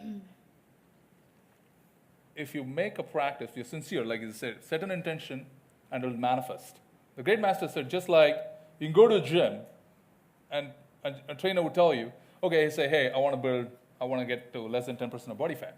He say, okay, do cardio, don't eat carbs at night, blah, blah, blah. At 6 months, at the end of 6 months, you go, you don't have less than 10% body fat. What does he say? Suppose you didn't hit your goal. You fail. Yeah, but he said you probably ate carbs at night. You ate pizza at night. You didn't do the cardio. Because it's a system. The same way the yoga technology, what we are talking about here, it's a system which is being tried and tested for, we know, and we're doing research, and a lot of my friends are doing it, and so am I, 10,000 years of non-stop culture, of tried and tested systems in India. It's a technology. It's not here just to say, oh, I also meditate too. So this system, one of the things it says is if you practice certain mantras and meditation, in 6 months you can manifest your ideal mate. And I practiced, and in 6 months I did. And that's what became my book, Yoga on Love. Thank you. Beautiful. Beautiful. And Cameron, the reason that you have love as the ultimate step in this circular set of steps is why? Because it's the ultimate. It's what everybody wants. But it's the elusive part, because like Vish said, you're thinking about it too much. You're not just allowing it to be. So we can't get to pure love and swim in it and experience it and acknowledge it if we don't have a system in place. We expect it to just happen. I met somebody, they're amazing, da-da-da. Oh, I kind of hate them now. They really annoy me. Why? Did they just change? They didn't change. You changed your point of view. Then you changed your, the senses came in, and because you're living on that level. So what we're doing is we're controlling all the things that we can control. That's our job. We leave love to happen. We leave purpose to come. We leave our service to, our heart open to service. But our routine and our practice and our knowing ourselves and our intention is controllable. That's our job. That's what we're here to do. Once we do that, everything else will come. It will all flow. So that's why love is at the end. It's because you're not supposed to try to reach it. It should be just happening and you realize it. Because what are you going to do? You just, if we're sitting here and I can't, if I say I love you, what does it mean? Right? It just becomes this intellectual thing, and then you take it in the way you do, I say it the way I do, it has no meaning. But we put so much emphasis on it. So we're talking about higher practices, but we can control the lower ones. That's all it's about. And then we experience. Like Vish says, if you want to do certain techniques and manifest things, it takes some work. We're here to do work. That's what we are. We're workers. We're not here to lie around and have a good time and do the things we're doing. We just got distracted. We built a world that's super distracting. And we're tired of this world that we created, but we still live in it, and we still participate in it. So how can we be in this world and participate in it, but not be dragged into it so much? It's a tough one. And that's our job every day. But we think our job is the job that we go to work. So you go radio, I go do my work, We think that's our job, but that's not truly our job. Our job is to return and go back in that circle with living our purpose, being of service, experiencing and being in love. And that's it. It's real simple. It just got complicated. Does anyone have any questions to complete this process? And I understand that love is within all of the steps. It's in routine, it's in practice, it's in self-study. It powers everything. Yeah. Yes. Yeah. Anyone else have any specific questions around anything that our wonderful panel has been mentioning, anything that's come up for you, anything that you're curious about, want advice on? Self-help hotline here? No? All right. You're all like looking and staring and Yes. thinking. Yes, because again, this is an interactive experience. Stare. Tell us a little bit about tomorrow. So tomorrow, like I said, you can read the book. It's beautiful. It's the first step in understanding. Tomorrow, it's the next step in doing, getting the tools, understanding how to go and how to experience. So first you read, then you start to get the tools, you train. So what we set up is, we said it would be nice if we come, we speak, and then we train people. And then we send them home with the exact training so that you can start applying this into your life. So then the next day you wake up and you're like, my routine needs to change a little bit here. Doesn't mean the life needs to change. You know, I don't know. We're in a place where we've got so macro about things. We're like, well, if I can just do one thing. And I'm thinking, well, what if you did 10 things? What if you really change your life completely? Because if we keep moving to zero, which is where we're going, you know, we're not going to, we have no commitment to anything. And we have huge possibilities and endless energy. And I'm thinking, why do one thing when you could do a whole bunch of things, really change your life, and then look back in 5 years and go, I am really, really glad I did that. Instead of doing one thing and doing all these other things that have no meaning to you anyway, right? So I'm not talking you out of things that you really super love doing. You know? I'm talking about you don't like to do a lot of things that you're doing, so why don't you give them up? What's holding you back? So training is about that. It's not just about nice words. It's about, you know, we work, group coach, we do a lot of things, but we're interested in people who want to do stuff. Because ultimately, I want to talk to you guys, you know, in 3 years, and we go on journeys together, and you go, wow, you know, whether we end up in the Himalayas or we end up in wherever we're going, we changed, we did stuff.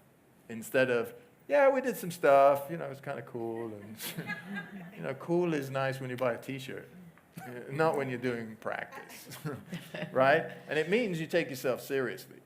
So often we do this, I do group coaching online, and I put people off calling me. I do my best, you know. I'm like, don't call me. I don't think you got it in you. You know? And I want the one who says, no, look, I really want this. Because life is a choice, right? You already know these things. I'm not telling you anything new. So tomorrow is about that. Can we get into this practice, build your tools, you know what you've got, you know what you should be doing, you wake up Monday morning and you say, I don't think I'm doing this anymore.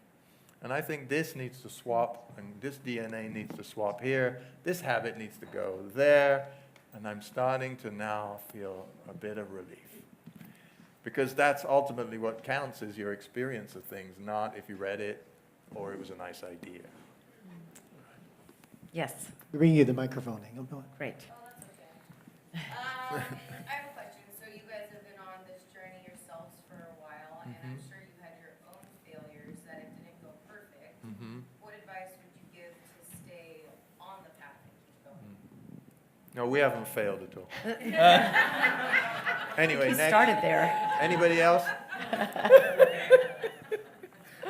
I think you started with failure, right? Failure, wow, yes.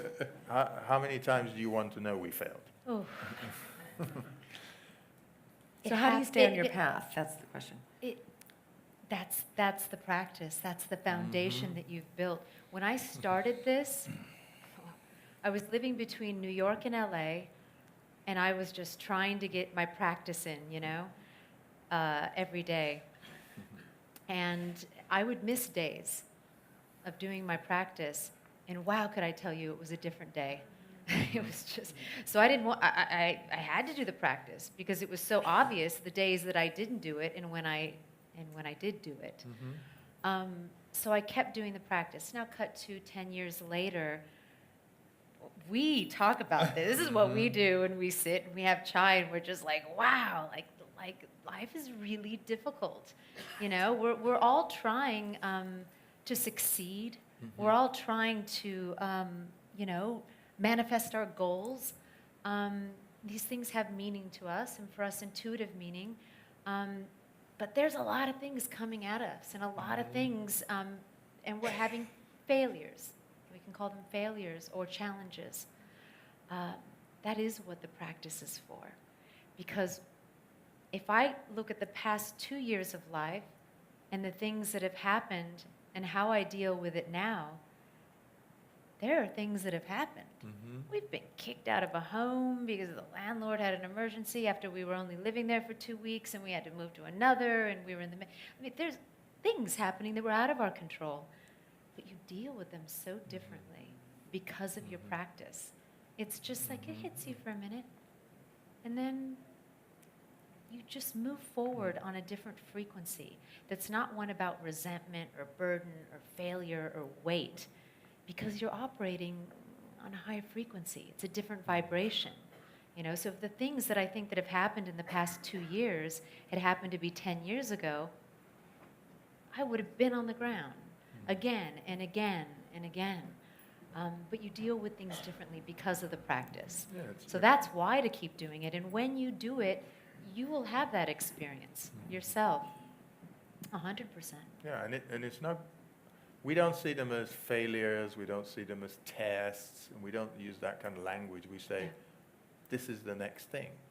Because if the next thing is to get kicked out of your house and you got to do that, oh, okay, take a breath, use all these tools you got, and then say, oh, everything is in the hand of the divine. So if the divine in this body is getting kicked out by the divine in that body, there must be a better reason, because I am not going to be, my mind cannot doubt the divine. And with that story, there was a better reason. We had moved down to Huntington Beach from Los Angeles to take care of my grandmother who's 90. So you think you're doing a good thing, right? He made this choice. Well, I was in the jungle in India, and I was like, what? You're going where? Like, I left there 20 years ago. I never went back. But there we are. And we were living in this house for about 2 weeks. And the landlord came to the door, emergency evacuation. And not a nice guy either. Not Like, he at was all. like, Didn't yeah, he even, wearing like, his glasses. just He was like, here you didn't go, care. you Handed the leave. You know, yeah. he was really aggressive. So So, it wasn't. you know, we went through that moment. We ended up in a there was nothing at the time to rent, and we were moving and working, so we went into a very tiny, dark apartment for a year.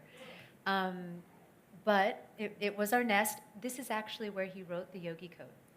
It was our nest. Yeah. Yes. I have a problem. Yes.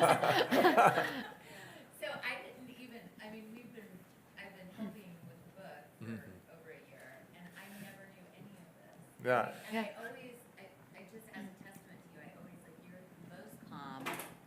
The most, like, mellow, focused, easy to work with, your logistics, like, if all, is this live streaming? I was gonna say, if all my authors were like you. But it's, I mean, the fact that was even happening, and you gave no clue at all, and that's just been my whole experience working with you guys. There's a spaciousness with you, and it happened through the whole process. Yeah. Testament that the practices work. Well, the Absolutely. practice is some call it a lifeline. It's a foundation. So when I said the divine in him was kicking out the divine in us, I really meant it, because my mind, we understand that the mind is of the lower than the divine. So I cannot say, I cannot question the divine. My mind is already submitted and says, if you question the divine, it's your ego's, right? It's like somebody's higher. It's like Christ, Buddha, Krishna, whoever is there, and I'm going, why? It's the most mundane question, right? No, not why. You know, good, great, now. So we don't see it as we see the solution in that challenge, Because if you've evolved, all right, at your level, at our level, at whoever's level, what happens next, right? You do all this practice, you're asking for it. If I keep practicing and I'm doing all these things, what am I asking for next? The next thing. Exactly. Evolving. So we're all asking for it. It's just, what are we asking for that matters? And things will reveal itself. We don't always have, we don't have the vision of the future. And what happened was, after being in that apartment at the end, a small little beach shack came on the market, and we kind of dove in and said, all right, let's get that. We never would have thought of, I don't know, moving down there, and it was our first home, and we got this little home and renovated it, and now it's our sacred nest that we actually do intensives once a year and have people come there to the house and do a weekend and train on how to live yogic living and stuff like that. And it's and we never would have thought of that. But if we weren't kicked out of that house, we'd still be living in that house, renting, and we wouldn't be in the space that we are now. So sometimes our practice is acceptance. We have to trust, because eventually, like I said, with purpose, we'll be looking in the rearview mirror, and we will understand. The mind will understand. Yeah, maybe the Yogi Code wouldn't come, because It it helps came. right. people, yes. Sometimes we'd be sitting We in had this to lock them in a dark apartment basement for and a say- year. Yeah, truly. Truly, you're riding away. And I would go to India for months at a time to study. I was riding just to get out of there. Oh my God. It's so- You're not leaving until you write the book. Totally. We have another question here, yes. My question is more of a curiosity than an explanation.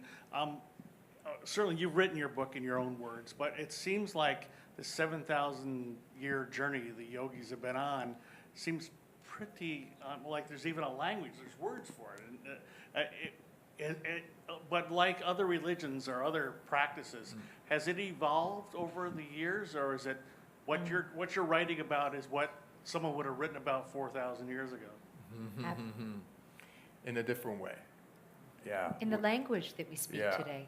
Because the Is Vedas... it just language or It, not it, intention? it is language, because the language of 10,000, or when did the Vedas, he's literally now becoming a Vedic historian and going to when were the Vedas, written. But this was a language that we no longer speak. In a transcendental state of meditation, they were accessing Vijnanamaya Kosha or Anandamaya Kosha in Samadhi. And in that state, it is light and sound. So the Vedas, then the sages would get the truths, the universal truths would be revealed to them in this state of Samadhi through sound and light. And then they would take these mantras and translate it. Now, if you read the Vedas, you can read the Vedas, it's like a mantric code. It's a language that everyone was operating so much more subtle then, Now, Vish, you can explain this so much better, but now we're in such a more gross physical dimension, and the mind is so much more involved in the days of our life, and we're speaking language. So he's writing, and you're writing now in the language of today that everyone could understand, because if we started writing in mantric code, no one would be able to do anything. It's a beautiful explanation. Yeah. Beautiful. Fish? Oh, Do you have any comments on that? Say something. Yeah, because you know about this, Well, he grew up. You have a different like, perspective. He knows all he's these being very mantra humble codes about and it. Vedas and stuff. But when you know? you're grown up as a Brahmin in the family, and this is just all around you. So beside eating, all you're doing is you're learning. You're in it, right? So this is what he grew up with. Yeah. So we're going back to that as yogis because we weren't brought up in that. What- Well, Can I Let's he's- just have, he's yeah, gonna Vish finish comment answering real that. quick, yeah. Well, the beauty of the Vedas, it came as revelations, and like she said, in deep state of consciousness, it was a revelation just like the revelations in the Christian Christian scriptures or Abraham, Moses heard the code. And what we call in Sanskrit is Shruti. And these rishis tuned their consciousness into the subtle realms, and truth was revealed. And India was an oral tradition, and that's why when the British never understood, writing came much later. And in our research, it's showing it's at least 12,000 years old. And 12,000 years ago, I won't get too much into, we need to understand time a little bit better for me to answer this question really clearly, and we don't have that much time. Just to say, suffice to say, it was in a higher age, and what we call a Satya Yuga in Sanskrit. And that age, they were living with nature, they're living in truth, and they were already in higher consciousness, meaning they were not attracted to material stuff. And in that time, what we call today as Hinduism or yoga, it came at that time, 12,000 years ago. So now, what is so important, and to this day, when I got trained in chanting and mantric chanting, it's so important to get the pronunciation right. If you're off just by a teeny bit, it can have negative repercussions. So it's a technology where people maintain the integrity of these chants, and you cannot change it because you don't have that same level of consciousness. It's not an opinion. It's not, I feel this way, that the mantra has to be chanted this way, or a relationship has to be this way, and this is what you got to eat. It's sacred code, which was passed orally, without any change. And if you get a chance, if you can watch my wedding documentary, and it's a 2-hour thing, I mean, you'll be bored, but if you just watch for 3 minutes, 3 minutes, you get an idea. You'll hear You get an idea. The Sanskrit chants, which in my wedding, which was 10, 11 years ago, was the same thing from the Rig Veda at least 10,000 years. And they don't change. They are so strict. So we need to give credit to these rishis for maintaining the integrity of the teachings. And other people of lower this thing coming and adding, I'm going to add my own thing, it never happened. Yes. Very So the interesting. technique, the bumblebee technique he taught, it's 7,000, 8,000 years old. Yeah, we don't come up with anything. Yeah, we don't come up with anything. No. You have a saying- way We of don't come up with communicating anything. it, Exactly. yes, to make it Right. in our language, Right. in the West, Right. Yeah, a way that it can be yeah. practical. Yeah, but Yeah. we all have teachers, and teachers have teachers, and we continue not the lineage in that sense, but we have to be like that. Otherwise, you just can't make up your own stuff. This isn't a code, a program you write for a computer. It's not like that. Yes, that gives a lot of history. Thank you very much. There was a question. Well, it's actually, I wanted to thank you for writing the book. Excuse me. I actually reviewed it for LA Yoga magazine, so I've read it. And as I said in the review, it's such a beautiful book, not only for beginners, but people like myself. It's making me cry, that have been practicing for many, many years, because the words are so ignited with your inspiration. And I can tell it's alive. The book is alive because you're still practicing. And I just wanted to say thank you, and it was wonderful. And I'll review your next book also for the magazine, and your wife's. Thank you so much. Thank you. Are there any other comments or questions? Yes. Great. Hi. Hi. I've known you guys for such a long time, but I've been doing practices for over 30 years. 30 years of doing meditation, doing prayer, turning it over, doing all this, and I still want to be in charge of that purpose. I still want to be in charge of that result. There's something that still thinks that if I'm not in charge, that everything's going to fall apart, and I've done so much work, and I'm so proud of myself. How? I mean, maybe there's no answer to this, but I want to let go. So honest. That's so beautiful. Yes. I mean, is there any answer to that, or is... Did you hand that one to me? No, he's pausing. Go for it. Oh. Yes. Yes. Is there an answer? Of the surrender, Marilyn? To realize, years ago I took EST in the 70s, And you'd be in this long row standing on this stage, and they'd ask you to fall back and trust that the person behind you was going to catch you. I couldn't fall back. So I still don't want to fall back. I don't want to fall forward because I want to know what is going to happen. And that's why my life isn't what I want. It makes me want to cry because that's not what my life is, what I want it to be, because I don't want to trust that that purpose is really going to be for my highest good. So, So that's what it is, you know? if you look at a different perspective, and I know your experiences, and if you look at what you have overcome in the different stages of your life, but if we just look at the past 10 years, Marilyn is a breast cancer survivor, and did you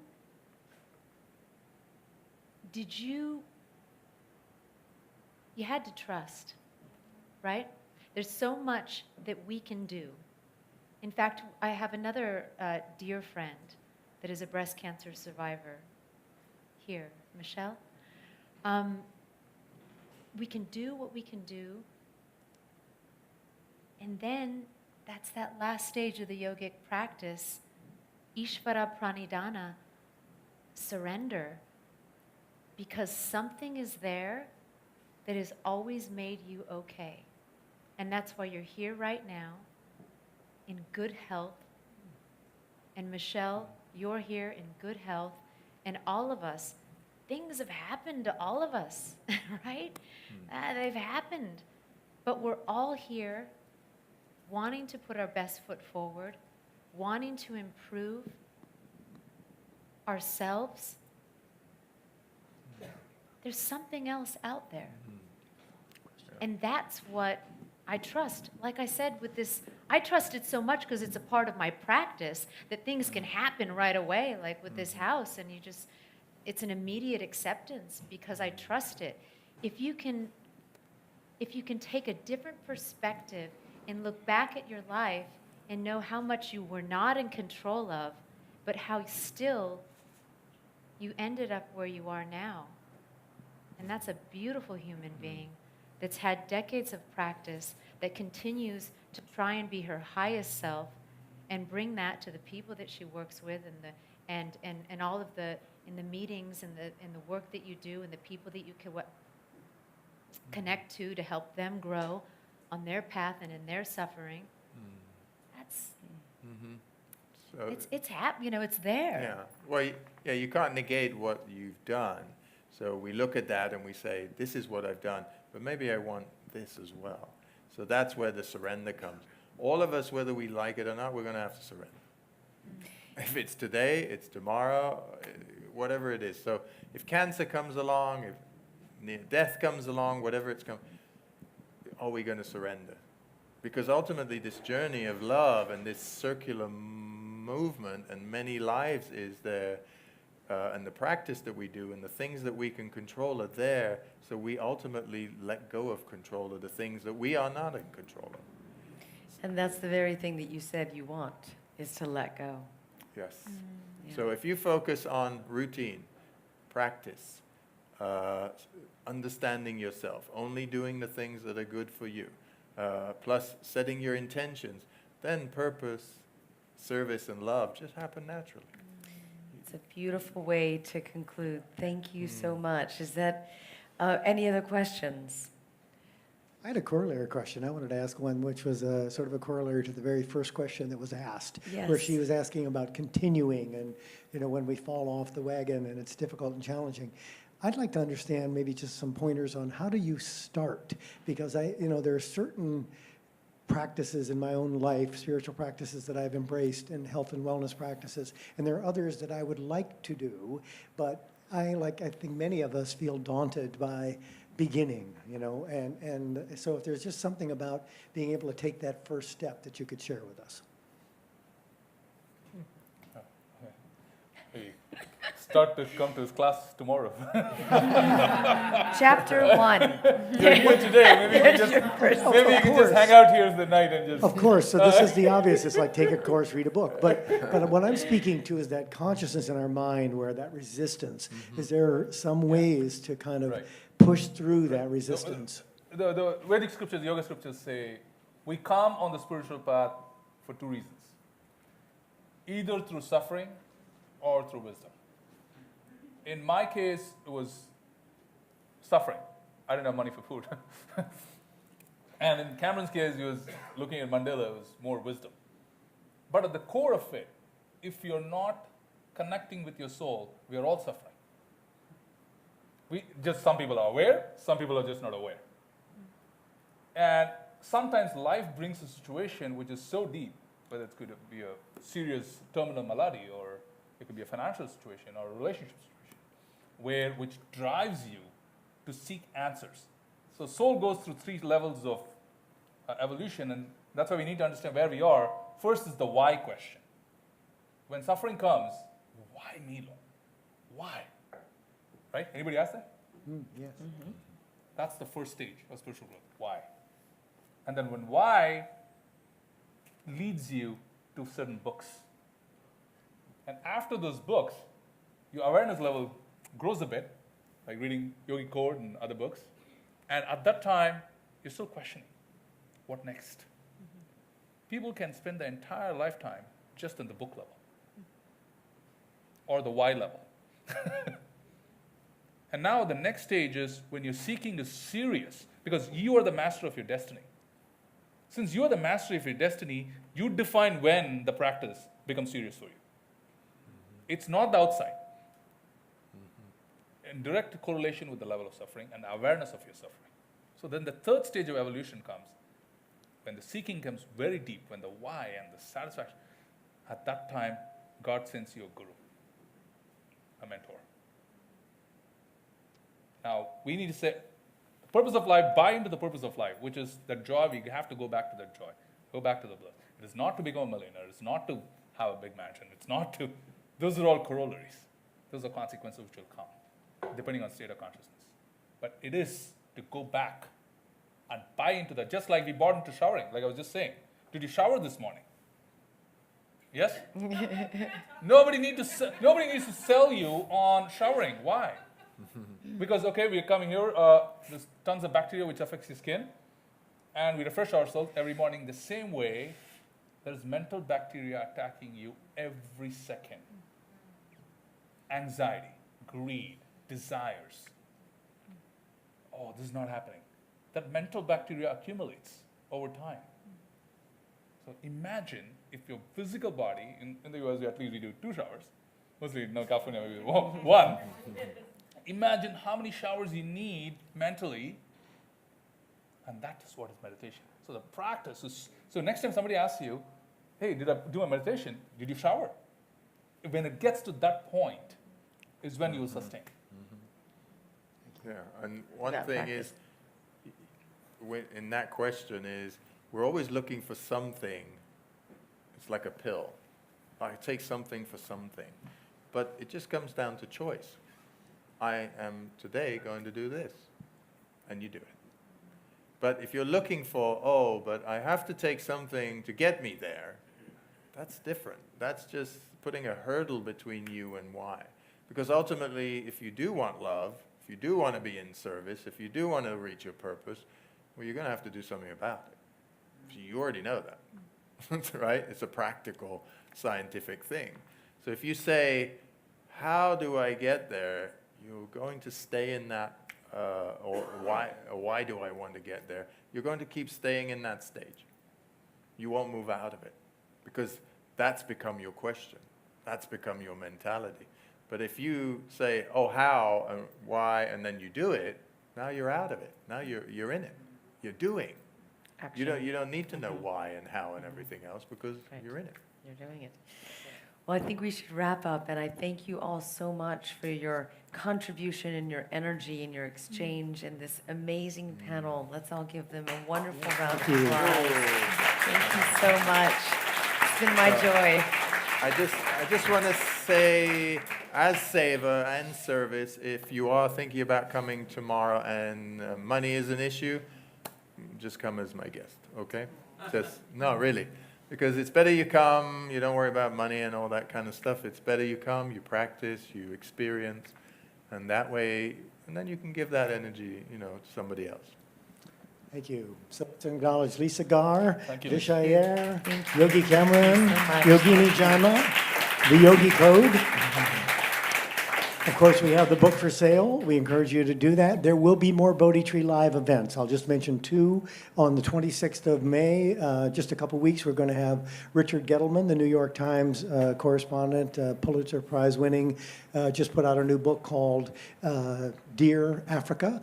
So he's speaking about his work in Africa. And then on June 10th, we're going to have, some of you may know the Numinous, a wonderful blog by Ruby Warrington. So Ruby Warrington has a new book out. She will be here then, so do check back with us and come on back. Now, this is a little bit of a party. We have some tea for you, of course. This is the Bodhi tree. And we have some fruit and vegetables, so please stick around. And it's a book signing, so Yeah. Cameron will sign your book. And before we do that, can we close out with Michelle again? Yes, And we yes, could please. just- Yeah. Oh, wonderful. Yes, Wonderful. please. Close your eyes, take it in, because when Angelic. we're talking, we can make a meditation and sing a meditation all together. okay, good, good. When If we're you talking want. about sound vibration and Yeah. controlling that, here it is. Just we can close our eyes and all together we can sing.